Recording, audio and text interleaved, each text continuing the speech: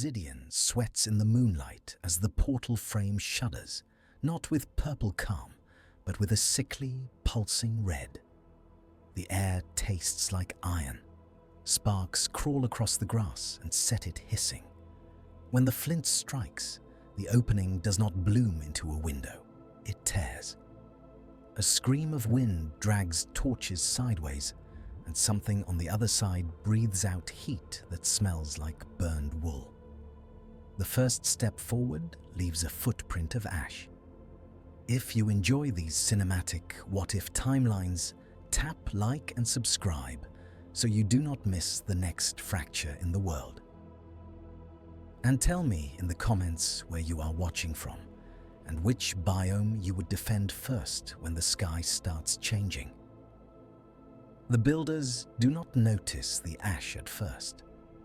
They are too proud of the frame, too tired from mining, too hungry for the promise of blaze rods and nether wart.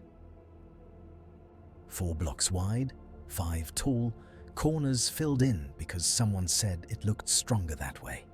Extra obsidian, extra confidence. Aira wipes soot from her cheek and leans on her pickaxe. Her armor is mismatched iron, her boots still wet from the river she crossed at dawn. She watches the portal's surface, waiting for the familiar violet shimmer she has seen in stories. Instead, the opening ripples like a wound trying to close. Rowan, the one who placed the last block, frowns. He's older than the others, the kind of player who counts torches and measures staircases. "It is lit," he says, as if naming it will make it behave. "It is stable." A hiss answers him, soft and intimate, like a creeper behind a door. Across the meadow, a shepherd villager pauses mid-step, a bundle of wheat in his arms. His eyes, wide and unblinking, reflect the portal's red. The sheep behind him shuffle, uneasy, their bleats rising into a thin chorus. Aira feels it first. The pull, not forward, but outward, as if the air itself is being siphoned into that torn rectangle. Her cape flutters. Her torch flames bend. "Rowan," she says, and her voice is smaller than she wants. "This is not right." Rowan reaches out with a gloved hand, and for a heartbeat the portal's surface hardens like glass, pressing back against his palm. He jerks away. His glove smokes. On the far side of the river, a wandering trader's llamas begin to spit and stamp. The trader swears, yanking their leads, trying to drag them away from the meadow. His hood is up, but the fear in his eyes is naked. Then the portal exhales. A wave of heat rolls over the grass. The flowers in the meadow curl as if embarrassed. Leaves on the nearest oak crisp along their edges. A line of ants that had been marching across a dirt path vanishes into the soil as if the earth itself is fleeing. And something steps out. Not a piglin, not a zombie pigman. Something tall and thin, its body a silhouette of emberlight wrapped in black smoke. Its head turns without a neck, and its gaze lands on the shepherd villager. The villager does not run. Villagers do not understand portals. He stands, clutching wheat, his mouth opening and closing like a fish. The thing lifts an arm, and the air between them tightens. The shepherd folds in half, not from impact, but as if gravity suddenly remembers him. His wheat scatters, his knees strike the grass. His body slumps, and the life leaves him in a single, silent breath. Aira's stomach drops. Her fingers find her sword. Rowan whispers, "Close it." He lunges for the portal, and the surface ripples again, welcoming him like a mouth. The red deepens. The pull becomes a yank. Rowan's boots slide. His elbows scrape obsidian. He digs his fingers into the frame, and the stone bites back, slick with heat. Aira grabs his belt with both hands. For a second, she thinks she can hold him. Then the portal surges, and the world seems to tilt toward it. Era is dragged forward on her knees, nails tearing through grass. Her vision blurs. She hears the trader yelling, hears llamas braying, hears the wet slap of something moving through the tear. Rowan's face twists, not in fear, but in furious disbelief. "It is wrong," he grits out. "The corners—" His sentence ends as the portal takes him. It is not a clean pull. It is a tearing. His arms vanish first, then his shoulders. Then his head, swallowed by red light. Aira's hands close on empty air. The sudden lack of resistance throws her backward. She hits the ground hard enough to knock breath from her lungs. She scrambles up, choking, and sees the portal's surface ripple with Rowan's silhouette, stretched and smeared like ink in water. The ember shadow thing watches her. It tilts its head again, curious. Aira runs. The meadow becomes a sprint through heat shimmer. Behind her, the portal crackles. She hears more steps, more than one. She does not look back until she reaches the birch line, where the air is cooler and the shadows are sharp. There, she finally turns. The portal stands in the meadow like a wound refusing to scab. Two more figures have emerged. One is squat and hunched, dragging a chain that drips sparks. The other is a floating cluster of ash and eyes, blinking slowly, tasting the overworld. The trader is gone. His leads lie on the grass like shed skin. One llama stands alone, trembling, its fur singed in patches. It makes a small, broken sound. Aira's throat tightens. She thinks of Rowan, of his careful hands, of his quiet pride in building things that lasted. She thinks, for the first time, that the world might not last. In the village beyond the birch forest, bells begin to ring. Not because anyone has seen the meadow, but because villagers feel danger the way animals feel storms. Iron golems turn their heads in unison, scanning the horizon. Cats slink under beds. Smoke from chimneys rises straight up into a sky that suddenly seems too wide. At the edge of town, a young librarian named Saffron is shelving books when the first tremor hits. It is subtle, a vibration in the floorboards, a rattling of glass panes. She steadies herself against a lectern and listens. The village elder, a broad-shouldered farmer with a scar across his nose, steps into the library. His brow is furrowed so deeply it looks carved. "The bell," he says. "It rings without hands." Saffron swallows.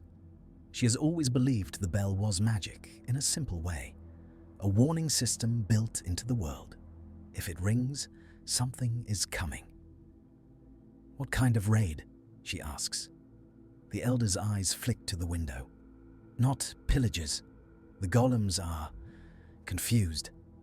Outside, the iron golems pace in tight squares like chess pieces that cannot find their opponent. Their fists clench and unclench. One of them pauses and stares toward the birch forest, as if trying to see through trunks and leaves and distance. Saffron's fingers brush the spine of a book titled Dimensions and Thresholds, a rare thing traded for emeralds and favors. She pulls it free, her heart thudding. The pages smell like old paper and dried kelp. She reads the first line and feels her skin prickle. A portal, it says, is not merely a door. It is an agreement. In the deep caves under a nearby mountain, another storyline tightens like a knot. A miner named Juno is alone. Her only companion, the echo of her pickaxe and the slow drip of water. She has been chasing diamonds for 3 days, carving tunnels like veins through stone. When the tremor reaches her, it is louder. Dust falls from the ceiling. A bat shrieks and darts into darkness. Juno freezes, torch held high. The flame wavers. and for a moment the shadows around her seem to lean in. She hears a sound that does not belong underground, a distant crackle like fire on wet wood. Then, faintly, a whisper. Not words. A rhythm. A pattern that makes her teeth ache. She follows it because miners follow strange sounds the way sailors follow stars. The tunnel slopes down. The air grows warmer. The stone ahead is stained black as if burned. She rounds a corner and stops dead. A patch of obsidian has formed in the cave wall, not placed by any hand, but grown like a tumor. It pulses with the same red light Era saw in the meadow. Small veins of it spider across the stone, creeping, seeking. Juno's mouth goes dry. She lifts her pickaxe, then lowers it. Breaking obsidian takes time. Time she might not have. On the other side of the world, in a spruce biome where snow gathers in the crooks of branches, a band of pillagers prepares a raid. Their leader, a captain with a banner slung across his back, sharpens his axe and listens to the wind. The wind smells wrong. It carries a faint metallic tang, even here. A ravager snorts uneasy, pawing at the snow. The captain pats its neck, but his eyes narrow. He has raided villages for years. He knows fear. This is not the fear of prey. This is the fear of the land itself. Back in the birch forest, Era runs until her lungs burn. She reaches the village at dusk, barreling through the gate as villagers scatter. An iron golem steps into her path, towering, its eyes glowing like embers. "Stop," it seems to say without words. Ira raises her hands, panting. "Meadow!" she gasps. "Portal!" "Wrong!" The golem's head tilts. It does not understand wrong. It understands threat. Saffron appears behind the golem, book clutched to her chest. Her eyes lock onto Ira's, and in that glance something passes between them. Recognition of catastrophe and the desperate need to name it. Era grabs Saffron's sleeve. "Rowan is gone," she says. "Something came through. It killed a villager without touching him." Saffron's face drains. She opens her book with trembling fingers. "A portal is an agreement," she murmurs, reading aloud as if the words can anchor reality. If built improperly, the agreement is ambiguous. "Ambiguous," Ara repeats, bitter. "Tell that to the shepherd." The elder farmer pushes through the crowd. "We will barricade," he says. "We will wait until morning. We will send scouts." Ira shakes her head. It is already here. As if summoned, the sky above the village flickers, not lightning, a brief red pulse that stains clouds from within. For a heartbeat, every shadow in the village points towards the meadow. Villagers gasp. A baby begins to cry. The iron golems stiffen. Saffron whispers, "The agreement is not with the Nether." Ira's eyes snap to her. "Then with what?" Saffron swallows hard. "With whatever answered." Night falls like a lid. The first escalation arrives on silent feet. Not in the meadow, but in the wheat fields behind the village. A farmer goes out with a lantern to check his crops, grumbling about rabbits. He does not return. In the morning, they find his lantern lying on its side, flames still burning, surrounded by wheat flattened in a perfect circle. In the center of the circle, the soil has turned black and glassy, as if kissed by lava that never cooled properly. Saffron kneels and touches the ground. It is warm. It hums under her fingertips. Ira stands guard, scanning the tree line. "It is spreading," she says. The elder farmer's jaw clenches. "Then we cut it out." They send a scout party to the meadow. 3 players in iron armor, bows on their backs, shields up. Era insists on going. Saffron comes too, book strapped to her belt, because knowledge feels like a weapon when swords fail. They move through the birch forest, leaves whispering overhead. Birds are gone. Even the bees have vanished from their hives. When they reach the meadow, the sight steals breath. The portal has grown. The obsidian frame is no longer a rectangle, but a jagged arch, its blocks warped, corners bulging like muscle. Red light spills out in slow pulses. Around it, the grass has died in a widening ring. The oak nearest the portal is half charred, its trunk split as if struck by heat from within. And standing in the dead grass are piglins, not the usual kind. Their skin is pale, almost grey, their tusks longer, their eyes filmed over with red. They hold gold weapons, but they do not snort or gesture. They stand perfectly still, facing the portal as if waiting for instructions. One of the scouts whispers, "Piglins, we can barter." Era raises a hand. "Do not." Saffron's gaze fixes on the piglin's eyes. "They are not looking at us," she says. "They are looking through us." A sound rises from the portal, a low chant that is not language but cadence. The piglins' heads turn in unison toward the village. Era's blood runs cold. They know where we live. The second escalation hits before they can retreat. From the portal, a figure stumbles out. For a heartbeat, Ira thinks it is Rowan. The shape is human-sized. The posture is familiar. Then it lifts its head, and Rowan's face is there, but wrong. His eyes are red-lit hollows. His mouth opens too wide, and the sound that comes out is not his voice, but the same chant now using his throat. Saffron makes a strangled noise. "Rowan." Ira takes a step forward, sword raised, tears burning hot behind her eyes. "Rowan, fight it." The thing that wears Rowan's skin tilts its head, mimicking the Ember Shadow's curiosity. It smiles with cracked lips. Rowan's body raises an arm and points toward the village. The piglins begin to move. They do not charge like raiders. They march steady and silent, their hooves crushing dead grass.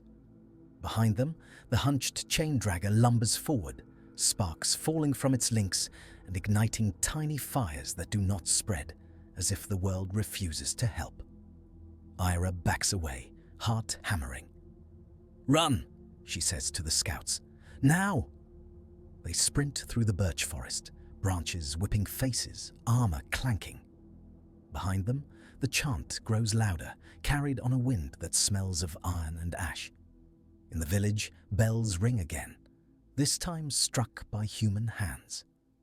Villagers scramble behind barricades. Iron golems take positions at the gate, fists raised. Saffron bursts into the square, shouting, "They are coming from the meadow! They have Rowan!" The elder farmer's face hardens. "Archers on roofs," he orders. "Everyone inside. Golems at the front." Ira grabs his arm. Fire does not scare them. They killed without touching. We need to break the portal. The elder farmer looks past her, toward the meadow, where the sky now pulses faintly red. "How?" Saffron pulls out her book, flipping pages with frantic precision. "A portal is an agreement," she says again, but now her voice is steadier, sharpened by necessity. "If the frame is wrong, the doorway does not lead to the Nether. It leads to a bleed between dimensions. To close it, the agreement must be rewritten." Era's eyes narrow. "In plain words," Saffron swallows, "we must build it correctly around the wrong one, a true frame to contain the tear." The elder farmer exhales, a sound like a groan. Obsidian takes time. A scream cuts through the village, high and sudden. They spin. A villager has collapsed near the well, clutching his chest, eyes wide. No arrow, no blade. Just the sudden, violent absence of life. The chant has reached them. The third escalation. the raid without raiders. Piglins enter the village not through the gate, but through shadows. One appears behind a house as if stepping out of dusk itself. Another emerges from the alley between the butcher and the Fletcher. The air ripples red where they manifest. Iron golems swing, fists connecting with piglin bodies, sending them flying. But when they hit the ground, they do not bleed. They crack like clay, and ash pours out. Ira fights in the street, sword ringing against gold. She slices through a piglin's shoulder, and instead of flesh, her blade meets something brittle and hot. The piglin does not scream. It turns its blank eyes on her and raises its weapon with mechanical patience. Saffron runs between houses, dragging villagers into doorways, her book forgotten under one arm. Her mind races faster than her feet, a true frame to contain the tear. Obsidian, diamonds, lava, water, time. Juno, deep underground, does not know the village is under attack. She only knows the obsidian tumor in the cave wall has grown overnight, spreading like frost. When she touches it, her fingertips sting, and she hears the chant more clearly now, as if the stone is a speaker. She backs away, fear crawling up her spine. She turns to run, and her torch goes out. In the sudden dark, something breathes. Juno swings her pickaxe blindly and hits stone. A red glow blooms nearby, and she sees a pair of eyes open in the wall itself, embedded in obsidian veins. She runs, stumbling over gravel, heart in her throat, the chant following her like a shadow. Above ground, the village holds for an hour. Then the chain dragger reaches the gate. It swings its chain once, lazily, and the iron bars of the gate warp inward as if softened. The chain does not strike metal. It pulls at the shape of it, rewriting it. The gate collapses into a twisted knot. Iron golems surge forward, but when they punch the chain dragger, their fists slow, as if moving through syrup. The creature's body is not solid. It is a suggestion of form held together by heat and malice. Ira sees an iron golem's arm bend the wrong way, not broken, but edited. She feels a coldness in her gut that no armor can stop. This is not a mob. This is an error given teeth. The fourth escalation begins with a betrayal of hope. In the chaos, Rowan appears at the edge of the square. His armor is scorched. His movements are stiff, puppet-like. He turns his head toward Ira, and for a flicker, his eyes seem almost normal. Ira steps forward, voice breaking. "Rowan, please." Rowan's mouth trembles. His hand lifts, shaky, as if reaching for her. Saffron, behind Ira, grabs her shoulder. "Do not," she hisses. "It is bait." Ira hesitates, torn between grief and reason. Rowan's lips form a word, silent but clear. "Run." Then his body convulses, and the red hollowness floods back into his eyes. He lunges at Ira with sudden speed, gold blade arcing. Ira blocks, metal shrieking. The impact jars her bones. She sees Rowan's face inches from hers, sees tears leaking from the corners of his eyes, evaporating into steam. "I am sorry," Rowan's voice whispers, and it is his voice, buried under the chant. Ira shoves him back and runs, not because she wants to, but because he told her to. Saffron pulls her toward the library. "We need obsidian. We need Juno's diamonds. We need a plan that is not just dying slower." The elder farmer rallies villagers to retreat into the stone church, the strongest building. Iron golems hold the streets, their bodies dented, their movements slowing as the red pulse in the sky grows stronger. In the library, Saffron slams the book open on a table. Pages flutter. She points to a diagram of a portal frame, corners empty. "The corners must be void," she says. voice fierce. The shape matters. The agreement is geometry. Era laughs once, sharp and humorless. Geometry is going to save us. It has to, Saffron replies. Her eyes shine with terror and determination. Or everything becomes the meadow. A crash shakes the building. Dust falls from shelves. Outside, the chain dragger has reached the church doors. The fifth escalation is the world itself beginning to change. By the second night, the birch forest is no longer birch. Leaves have darkened, veins glowing faintly red. The river runs warm. Fish float belly up, cooked by invisible heat. In the plains, patches of netherrack appear like scabs, bleeding smoke. Wandering traders stop coming. The roads empty. In distant deserts, husks lift their heads as if hearing a call. In swamps, witches pause mid-brew, staring toward the horizon, their eyes reflecting red. And in the spruce biome, the pillager captain finally understands the wind. He stands on a snowy ridge and watches a red pulse stain the clouds far away. His ravager snorts, backing up. The captain grips his banner and feels, for the first time, something like respect. "This is not a village to raid," he mutters. "This is a fire to avoid." But avoidance does not save anyone. The red pulse spreads, and the captain's own outpost begins to creak. Wooden beams dry and crack as if aged decades in a day. A pillager coughs, spitting black flecks. The captain looks at his men, at their axes and crossbows, and realizes their violence has never prepared them for a world that is unmaking itself. Back in the village, Juno finally reaches the surface, stumbling into daylight like a ghost. Her hair is dusted with stone powder. Her eyes are wild. She finds Ira and Saffron in the square, where villagers are packing chests, preparing to flee. Iron golems stand like battered statues, their iron skins stained with ash. Juno grabs Ira's arm. "It is underground," she gasps. Obsidian veins, eyes in the walls. "It is spreading through stone." Saffron's face tightens. It is rooting. Ira looks toward the meadow, where the portal's red glow now stains the horizon even at noon. "Then we do not just close a door," she says. "We cut out a heart." They gather what they can. Diamond pickaxes, buckets, the last of their obsidian. Juno leads them to a lava pool in the caves.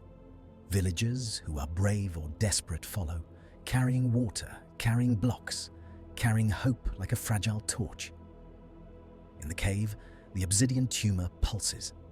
The chant is louder here, vibrating in ribs. The air is hot and metallic. Saffron sets down her book, hands shaking. "We build the true frame around the wrong growth," she says. "We force the agreement to snap into place." Aira stares at the pulsing obsidian veins. "And if it fights back?" Juno grips her pickaxe. "Then we mine faster." They begin.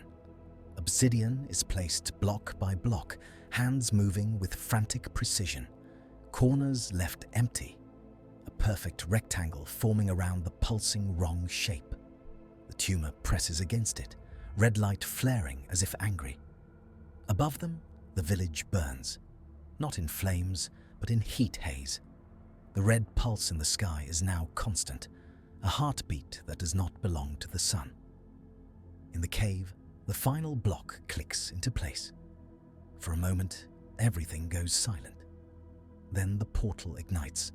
Purple blooms finally, like bruised twilight.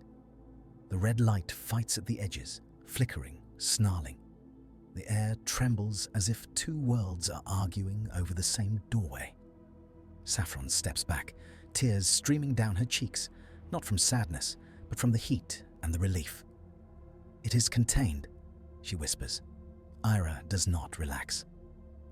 She watches the purple surface, sees red veins threading through it like infection. The chant surges, furious. Rowan appears in the portal's surface again, his silhouette stretched. His face presses against the purple like someone trapped under ice. His mouth opens. Ira steps closer, voice trembling. Rowan. His eyes meet hers, and for a heartbeat, they are his. Clear, human, exhausted. He shakes his head once, slow, a warning. Then the purple portal bulges outward, and the ember shadow thing pushes through, larger now, fed by days of bleed. Its body drips smoke. Its eyes are pits of red light. It steps into the cave, and the stone under its feet blackens. Villagers scream. Someone drops a bucket. Water splashes and steams away. Ira raises her sword, but her hands are shaking. She knows steel cannot cut an error. Saffron, voice raw, shouts over the rising chant. The agreement is snapping. It will either seal or tear everything open. Juno, face set, runs to the lava pool and plunges her bucket in. She lifts it, lava sloshing dangerously. She looks at Ira. If we flood the frame, we can solidify it, trap it. Ira's eyes widen. We will trap ourselves with it. Juno's jaw clenches. Then do not stay. The ember shadow advances, and the air around it bends. Torches gutter. The chant becomes a roar. Ira makes a decision that tastes like ash. She grabs Saffron's wrist. Go, she orders. Get them out. Saffron resists. Ira, go. Saffron's eyes fill with grief, but she turns, shouting for villagers to run back up the tunnel. They scramble, boots slipping on stone, panic making them clumsy. Ira faces the creature alone for 3 heartbeats. It lifts an arm, and Ira feels her armor grow heavy, as if gravity is being rewritten around her. Her knees bend. Her sword dips. She snarls, forcing herself upright, and throws her flint and steel into the true frame. The purple portal flares bright. Juno, still near the lava, shouts, "Now!" Ira sprints, every step a fight against thickening air. Behind her, the ember shadow lunges, and the world screams as the creature's form distorts, dragged toward the portal's pull. Juno hurls the lava at the base of the frame. It splashes, flows, meets water from a spilled bucket, and obsidian blooms instantly, black and hard, sealing gaps. The portal's surface flickers. Purple, red, purple. Ira dives into the tunnel as the cave shakes. Stone cracks, dust fills lungs. A final surge of red light blasts outward, and then, like a breath held too long, it collapses inward with a soundless implosion. Silence falls so abruptly, it feels violent. When the survivors emerge into daylight hours later, the sky is blue again. The red pulse is gone. The air smells like grass, not iron. They stand on the hill above the village and stare. The village is half ruined. Houses are warped, wood blackened. The church doors are twisted into knots. The well is cracked, its water steaming faintly. The birch forest beyond is scarred, leaves dark, trunks split. In the meadow, the original portal frame still stands, but it is dead now, obsidian, dull and cold. Around it, the grass is grey and nothing grows. Villagers move like sleepwalkers, picking through rubble, salvaging beds, gathering dropped bread. Iron golems stand motionless, their bodies bent in strange angles, as if the world forgot how to shape them properly. Saffron sits on the library steps, book in her lap, staring at her hands. "We rewrote the agreement," she says softly. "We forced it to choose." Ira stands nearby, eyes fixed on the horizon. And Rowan? No one answers at first. Juno, face smeared with soot, looks toward the meadow. "He warned you," she says. "He bought time." Ira's throat tightens. She nods once, emotion too small for the size of her grief. Days pass. crops regrow slowly, but in patches the soil remains black and glassy. Animals avoid those spots. Villagers mark them with fences and signs, as if naming a wound makes it less likely to reopen. The wandering trader returns eventually, but he refuses to cross the meadow road. He sets up on the far side of the river, eyes always flicking toward the dead grass ring. In the spruce biome, the pillager captain watches the distant horizon and lowers his banner. He calls off raids, not from mercy, but from a new understanding. The world has larger predators than him. Saffron becomes the village's keeper of thresholds. She copies her book by hand, page by page, giving versions to neighboring settlements. She teaches them the geometry of safety, the importance of empty corners, the way an agreement can be broken by arrogance. Juno returns to mining, but she never tunnels alone again. She leaves torches in pairs, a superstition born from eyes in the wall. When she finds obsidian veins that look too organic, she seals them behind a cobblestone and does not speak of it. Ira patrols the meadow every sunset. She plants flowers at the edge of the dead ring, replacing what was burned. Some days, the flowers live. Some days they wither overnight, as if something beneath the soil still breathes. On the first anniversary, the villagers gather at the meadow with lanterns. They stand in a circle around the dead portal frame. Saffron reads from her book, not like a scholar, but like a mourner. The elder farmer places a single wheat bundle where the shepherd fell. Ira steps forward. Last, she lays Rowan's old pickaxe against the obsidian. The metal is pitted, the handle scorched. "I am sorry," she whispers, and the word feels inadequate, a block too small for the hole it must fill. The wind moves through the grass, and for a moment the dead ring seems to ripple like heat over stone. Everyone freezes. Nothing emerges. No chant rises. The world holds its breath, then releases it. They walk back to the village under a sky full of stars, and the night feels almost normal again. Almost. Because deep underground, where the true frames sealed the tear, obsidian still hums faintly in the dark. And sometimes, when the caves are quiet and the torches burn low, miners swear they hear a familiar voice on the edge of hearing, pressed thin as paper against the wrong side of the world, whispering a single warning through stone that never forgets.